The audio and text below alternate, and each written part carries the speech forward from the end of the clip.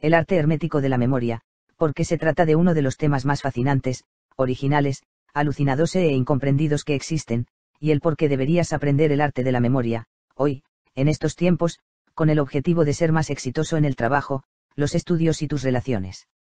Hace muchos años, cuando leía un artículo sobre Giordano Bruno, el autor recomendó leer un libro llamado El arte de la memoria, escrito por una mujer llamada Frances Yates. Dijo que era el libro más interesante que había leído en toda su vida. Eso sonó como una muy buena recomendación. Me dirigí a la librería de la universidad y recogí una copia. Leyéndolo esa tarde en casa, me quedé fascinado. Sentí que me habían iniciado en algo verdaderamente misterioso y maravilloso, una nueva forma de pensar no solo acerca de la mente y la historia, sino también del cine. Las artes visuales. La literatura y la psicología. Fue realmente una de esas experiencias de lectura que cambiaron mi vida. En el mundo antiguo los libros eran preciosos, objetos raros y el objetivo de la lectura, si se podía leer, no era mero entretenimiento. No se trataba de tener una experiencia pasajera con un libro antes de pasar al siguiente. Si usted era un estudiante o erudito que viajaba y estudiaba un libro en la biblioteca de algún patrón adinerado, es posible que nunca más tuviera otra oportunidad de mirar ese libro nuevamente. Si fueras monje o sacerdote, tus oportunidades para leer la Biblia serían, en el mejor de los casos, limitadas. Sin embargo, lo sorprendente es que los hombres eruditos de la antigua Grecia o Roma, o en la Edad Media, conocían muchos libros de memoria, sus mentes eran bibliotecas de textos bien organizadas. Cuando Francis Yates escribió su innovador libro sobre el arte de la memoria hace décadas, su enfoque del tema de las técnicas olvidadas que permitieron estas hazañas mnemotécnicas fue un poco distante y escéptico. Ella evocó una sensación de asombro ante las habilidades de los antiguos, pero dudaba que pudieran ser relevantes en nuestra era de medios fácilmente accesibles. Los estudiosos más recientes como Mary Carruthers, siguiendo los pasos de Yates, tienen el beneficio adicional de los descubrimientos contemporáneos en psicología y neurociencia y son mucho menos desdeñosos del poder de estas artes antiguas. Ahora conocemos las razones científicas por las que funcionaron estas técnicas, y también llegamos a comprender cuán importante fue el arte de la memoria en la configuración de la evolución de la literatura y las artes en Occidente, incluso en la era moderna. También sabemos que estas artes antiguas aún pueden ser relevantes. Incluso con datos a nuestro alcance, incluso con Wikipedia, la gente todavía necesita aprender cosas. No hay descargas de Matrix para aprender un idioma extranjero o cómo volar un helicóptero. El aprendizaje siempre estará con nosotros. Y las herramientas de la memoria artificial, perfeccionadas mediante el uso práctico desde tiempos inmemoriales, es una amplificación sorprendentemente efectiva de los procesos normales de aprendizaje del cerebro. También hay numerosos beneficios secundarios para practicar el arte de la memoria. Uno de ellos es hacer que la mente sea más creativa y flexible. Y lo mejor de todo es que, en realidad, es divertido. De hecho, diversión y juego son el punto central del arte de la memoria, porque estos son los alimentos de los que se alimenta la memoria, por así decirlo. Hay evidencia de que el entrenamiento de la memoria puede ayudar a las personas en las primeras etapas de la enfermedad de Alzheimer, e incluso hay alguna evidencia de que una mente entrenada activamente puede promover la longevidad mental. Con esto en mente, lo que sigue es una breve guía histórica y una introducción al arte de la memoria. El origen del mito del arte de la memoria. Un cierto noble de Tesalia, llamado Escopas, estaba dando un banquete, por lo que había encargado al poeta Simónides de Silius que le diera un poema. Simónides entregó un hermoso poema lírico en gran parte en alabanza a su anfitrión, pero también logró meter en su verso una palabra de alabanza para los dioses Castor y Pólux. Después, Escopas maliciosamente le dijo al poeta que solo le pagaría la mitad de la tarifa acordada, y que debería pedir a sus amigos, los divinos gemelos, la otra mitad.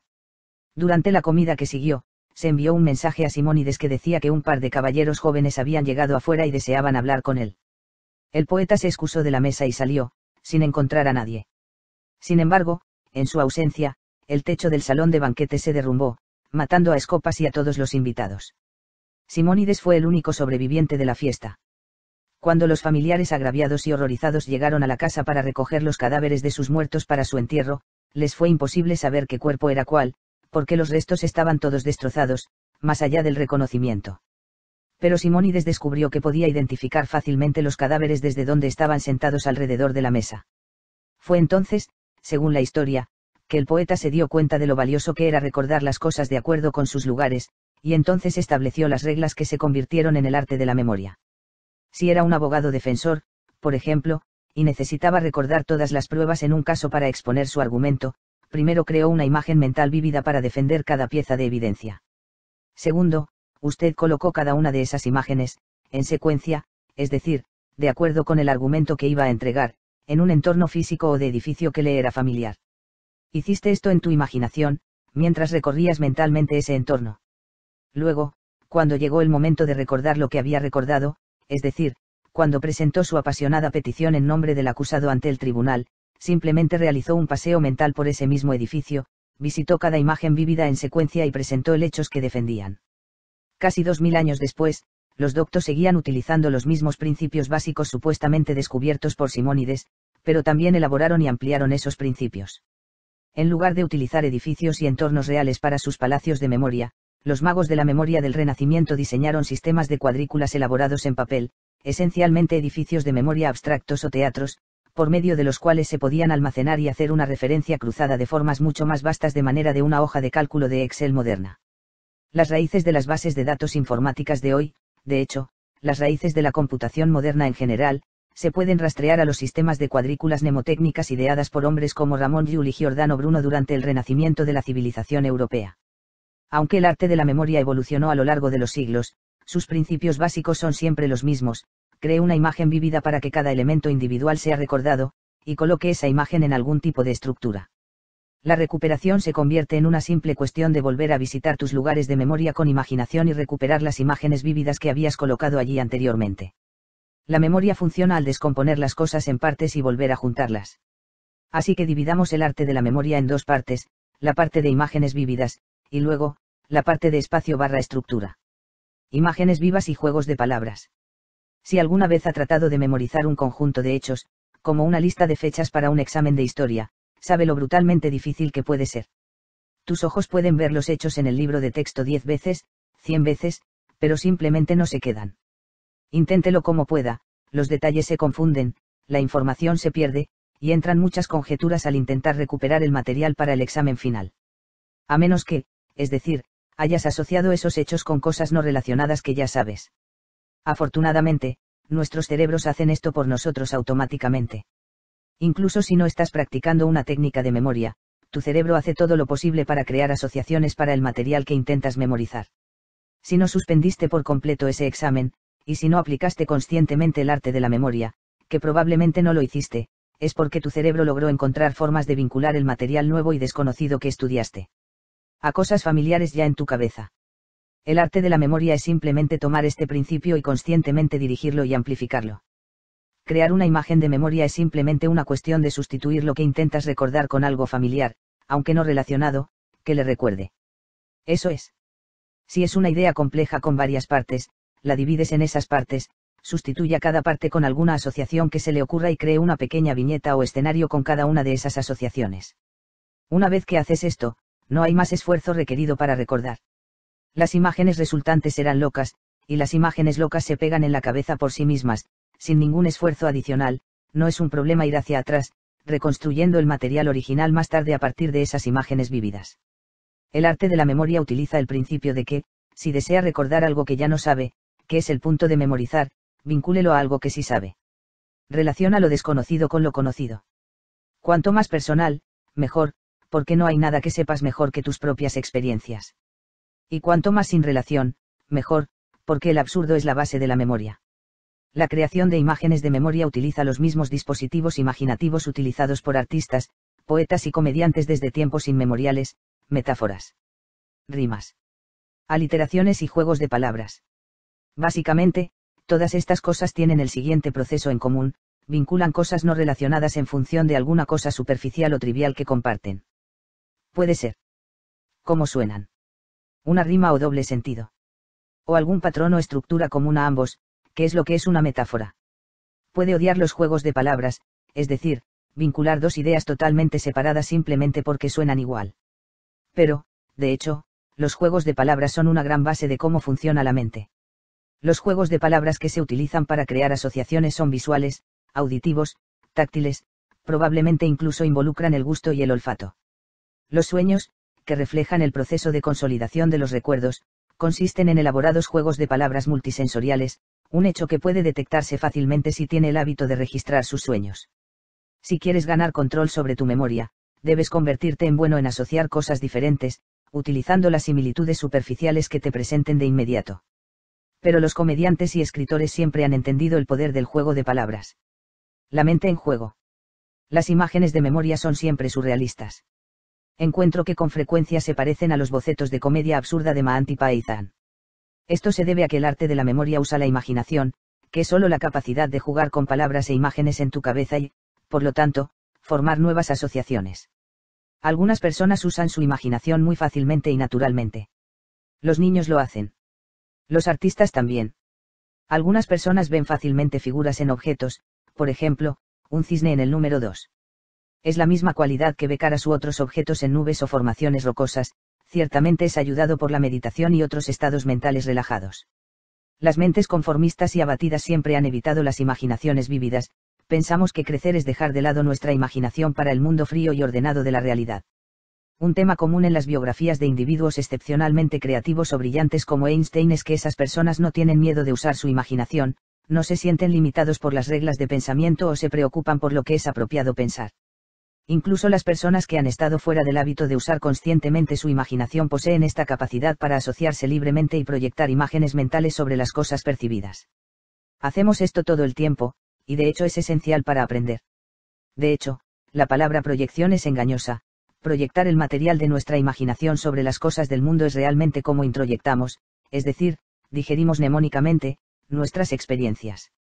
El cerebro se involucra automáticamente en tal proceso cuando dormimos. Las vívidas imágenes asociativas de nuestros sueños son, con toda probabilidad, recuerdos en realidad creados, más sobre esto aquí.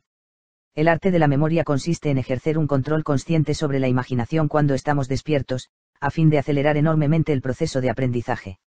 El lugar mnemotécnico.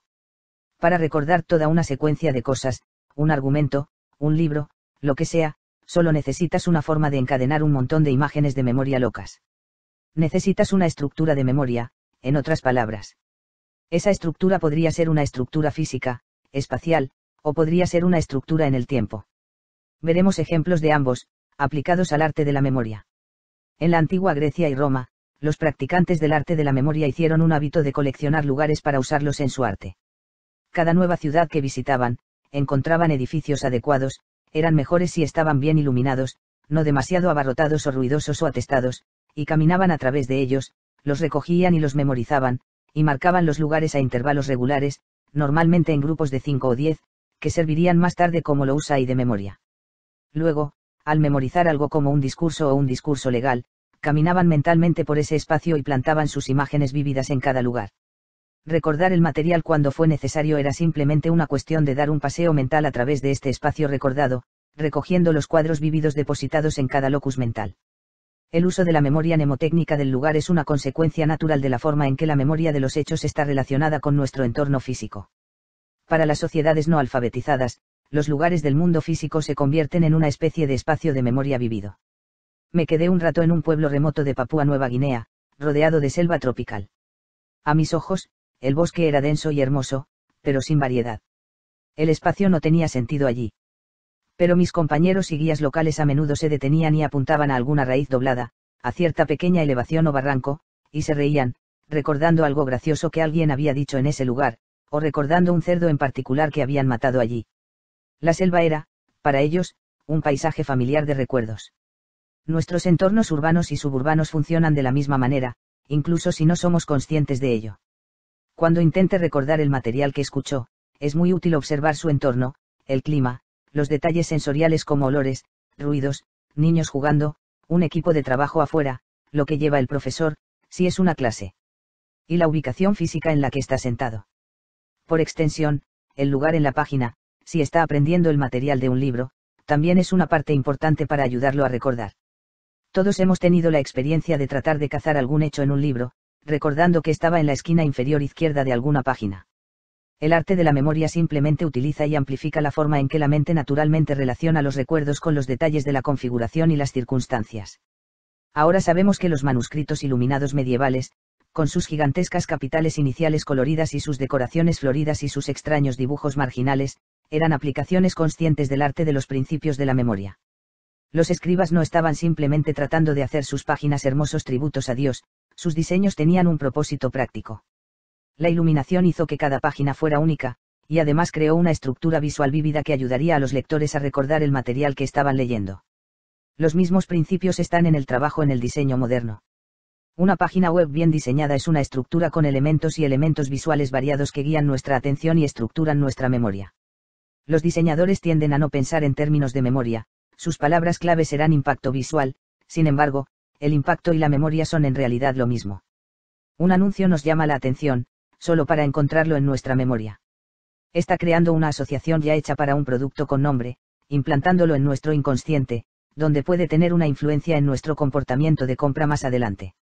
Un jingle publicitario es, de hecho, hacer lo mismo que un viaje a través de un edificio mental, crear un tipo de lugar de memoria para un producto. Poesía y canto. Las canciones son en realidad los dispositivos de memoria más conocidos y quizás los más antiguos, y funcionan esencialmente con los mismos principios que los mnemotécnicos que ya hemos visto. Un esquema de rima es como un camino familiar desde un origen hasta un destino, sirve como una forma muy simple de vincular bits cortos de información en un orden, creando una estructura lineal. Agregue a ese esquema de rima una melodía, que distingue cada línea de texto, y de repente no es difícil ordenar en su cabeza una serie de palabras e imágenes que son emocionalmente conmovedoras, o extrañas, o ambas, en la forma correcta. Orden. Tu cabeza está llena de canciones que nunca has tenido que intentar y recordar, simplemente lo haces. Los estudios demuestran que las personas pueden recordar fácilmente canciones completas, a menudo después de una o dos escuchas muy atentas. Este fue el propósito original, o parte del propósito original, de la canción y la poesía, una estructura en la que las imágenes vívidas asumen un lugar determinado en una secuencia lineal, en todas las culturas, en todas partes, se canta poesía, es así como el poeta recuerda el poema. Así es como la información compleja, mitos, genealogías, leyes e historia, se codifican y transmiten en las tradiciones orales. El sistema de rejilla. En la Edad Media, los practicantes del arte de la memoria abandonaron en gran medida el uso de los espacios arquitectónicos y los sustituyeron por las redes mentales, ya sean cuadradas, circulares o semacirculares en el modelo de un anfiteatro. Al igual que los interiores de edificios, una cuadrícula de filas/columnas consiste en grupos regulares de lousai, celdas, que se pueden rellenar con contenido. Sin embargo, a diferencia de las distintas partes de un edificio, no hay nada intrínsecamente distinto y memorable acerca de las celdas en una cuadrícula, por lo que la clave de este sistema es usar un sistema de código de referencias cruzadas. En el sistema de cuadrícula, las dimensiones o ejes de la cuadrícula, filas y columnas, son series conocidas diferentes, ya sean numéricas, alfabéticas o lo que sea. Si cada celda tiene una letra de fila y un número de columna, esa combinación de dos caracteres se convierte en un gancho para la imagen mental que va en la celda. Cada imagen mental simplemente incorpora el código para esa celda. Esta era esencialmente la forma en que los maestros de la memoria del Renacimiento, hombres como Giordano Bruno, trabajaban para almacenar y codificar grandes cantidades de conocimiento. Por lo general, estaban familiarizados con muchas secuencias similares a listas a las que se podían ingresar filas y columnas de celdas, el zodíaco, los panteones de las deidades clásicas, las genealogías bíblicas, etc. Se podría construir una cuadrícula de memoria utilizando códigos de números y alfabetos simples. Es posible crear vastas hojas de cálculo mentales usando este método.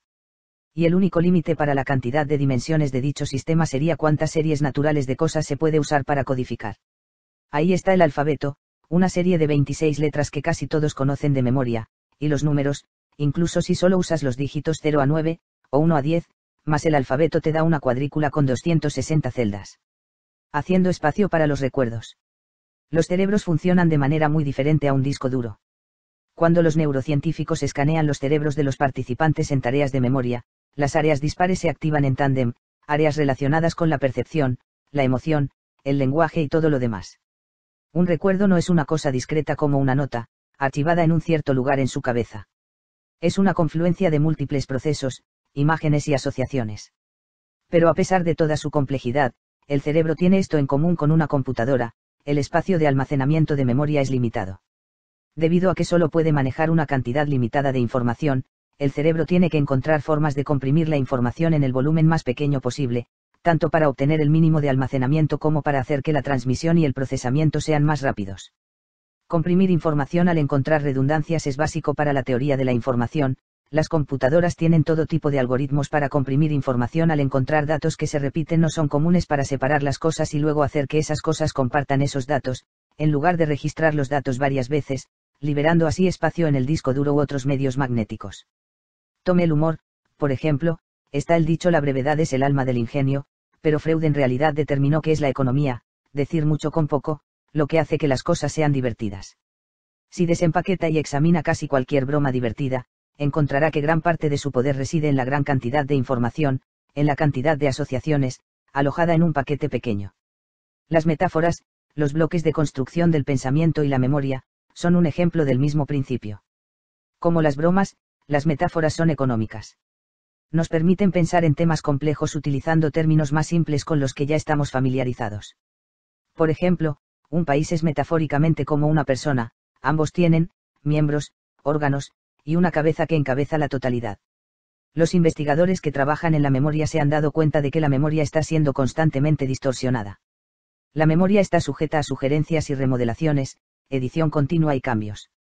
En lugar de tirar las experiencias antiguas, el cerebro las desplaza y las cambia, ahorra espacio al crear asociaciones entre las cosas existentes que le dan sentido y le dan espacio a las nuevas ideas.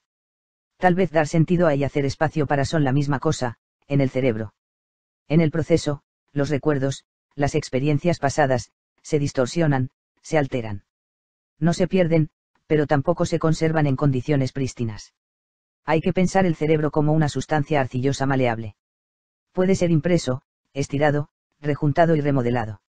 Una huella permanecerá, pero a medida que la arcilla se tira o aprieta en esta o en esa dirección, la impresión se distorsiona, las características cambian de importancia. La memoria, en otras palabras, es un proceso de cambio y transformación, no uno de adquisición y pérdida. Asociación. La memoria naturalmente involucra el emparejamiento de cosas no relacionadas, es decir, asociaciones. El emparejamiento de cosas no relacionadas es crucial para diseñar los propios sistemas de memoria artificial. Esto siempre debe tenerse en cuenta, porque existe la tentación natural de emparejar cosas que están relacionadas. Pero las coincidencias naturales no funcionan para la memoria. Los emparejamientos artificiales hacen. Si está estudiando historia del arte, por ejemplo, puede parecer una gran idea utilizar una galería de arte familiar como espacio de memoria. Sin embargo, esto es un error. Como el arte pertenece naturalmente a las galerías, su presencia en tu galería mental no tendrá el contraste y el drama necesarios para que sea memorable, y los contenidos se difuminarán y se desvanecerán. Las iglesias funcionan muy bien para cualquier cosa que no sea la religión, especialmente si significa habilitar a su iglesia con imágenes mentales impropias como personas y animales desnudos. En la memoria, como en la retórica y el drama y otras artes, el contraste es clave. Vincular cosas no relacionadas crea estructuras firmes y estables. Podría pensar que esto crearía una mente confusa y casual, pero en realidad es todo lo contrario. Imagine vigas angulosas u horizontales que se extienden a lo largo de un gran edificio, dando estabilidad a los pilares verticales que llevan el peso. Una mente en la que diferentes temas e intereses se mantuvieran separados y aislados, rincones separados o islas de conocimiento, se derrumbaría. La estructura es la interrelación entre todas las cosas. Puede parecer desordenada, pero mientras más se crucen y se entrecrucen, más se relacionan entre sí, más firmemente se mantendrán unidos y, paradójicamente, más poderosa será su memoria para cada parte individual. Otra metáfora de las vigas entrecruzadas en un edificio es el entrecruzamiento de personas en la plaza de un pueblo, es decir, el intercambio regular, las relaciones sexuales, las personas en una sociedad. La sociedad es asociación. Y aprender es asociación, crear una sociedad de ideas en el cerebro. La asociación, o sociabilidad, de ideas a menudo ha sido alegorizada como la unión, es decir, el coito, de las personas. No es de extrañar que la sexualidad sea un símbolo tan poderoso. Para Freud, todo era un símbolo del sexo. Pero el sexo también es un símbolo de nada más que los procesos de la mente, es decir, la asociación. Conclusión. La sabiduría y el intelecto necesitan el entrenamiento que viene de la memoria. Las cosas aprendidas, las influencias en la vida de uno, deben ser recordadas, reunidas, organizadas de acuerdo con un sistema u otro, para que sean accesibles, y para que puedan ser conmemoradas y comprendidas. En el pensamiento medieval, no había creatividad sin memoria, la imaginación y el recuerdo eran dos caras de la misma moneda. Sin la capacidad de desarmar cosas y volver a armar, no se recordaría nada, y sin memoria, no podemos crear nada nuevo.